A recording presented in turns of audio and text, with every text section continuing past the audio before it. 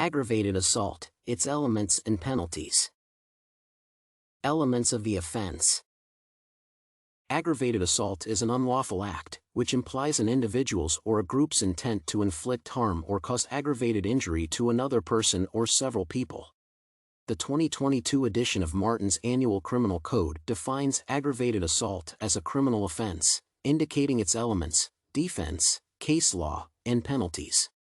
According to the code, aggravated assault is committed when one wounds, disfigures, maims, or directly endangers the life of another. The text of Martin's Code specifies that aggravated assault is an indictable offense. It is crucial to note that an indictable offense is a much more serious crime than a summary offense in Canada. In comparison to a summary offense, an indictable offense must proceed by formal indictment and often carries a penalty that results in the person being sent to federal prison. Concerning the elements of the offense, there are three primary ones, which include actus reus, mens rea, and proximate causation. Actus reus refers to the act itself. In the case of aggravated assault, an individual unlawfully conducts oneself by maiming, endangering someone's life, or disfiguring. To be especially certain and avoid any misunderstandings, the authors who have critically reviewed the most well-known Canadian criminal manually provide clarifications. Thus, the definition of maims and wounds includes to excise, infibulate, or mutilate, in whole or in half, the labia majora, labia minora or clitoris of a person. Despite that, there are certain exceptions, such as surgical procedures performed by trained and qualified medical staff. Another exception is the absence of bodily harm inflicted upon a legal adult of 18 years of age or older. Mens rea is defined as the mental elemental of a crime, which refers to a certain malicious, criminal intent. According to Martin's Criminal Code, the mens rea of aggravated assault is objective foresight of bodily harm, which does not require proof of an intent to maim, wound, or disfigure. As for proximate causation, in its essence, it is the event that has had a significant effect on the injury in question. Thus, the court deems a specific event the primary cause of that wound or injury, which should be regarded as having immediate responsibility for it. Proximate causation is usually dictated by general rules or regulated based on case-by-case scenarios. Defense. In regard to the options available to defendants, they can simply deny any involvement as is possible with any other criminal case. However, in addition to that, the defense team might advise the client to claim self-defense.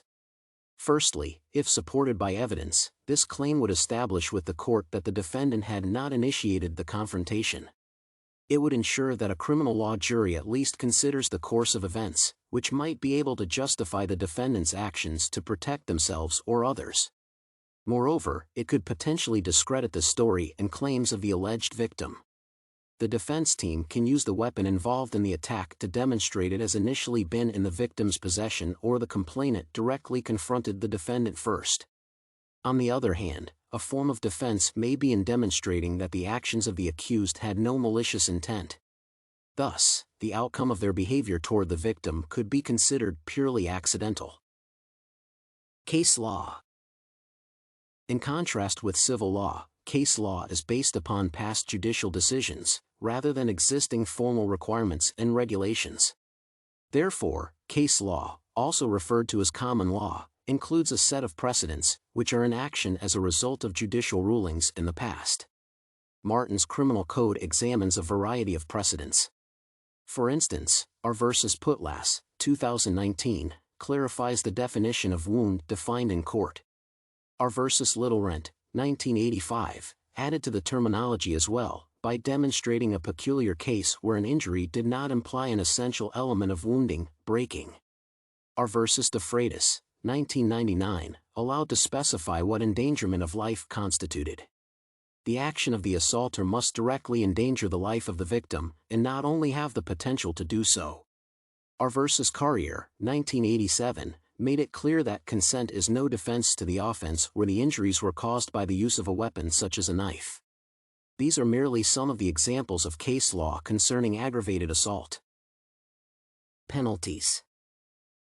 As for the penalties, the code specifically indicates that those proven to be guilty of aggravated assault must face the liability of imprisonment. The maximum term of imprisonment for this offense is 14 years. As for minimum penalties, aggravated assault does not imply any. The same stands true regarding consecutive sentences, which are not regulated by specific formal requirements. Since aggravated assault is one of the most serious crimes, which the code classified as an indictable offense, its penalties must include incarceration. As mentioned earlier, the term of imprisonment does not exceed 14 years.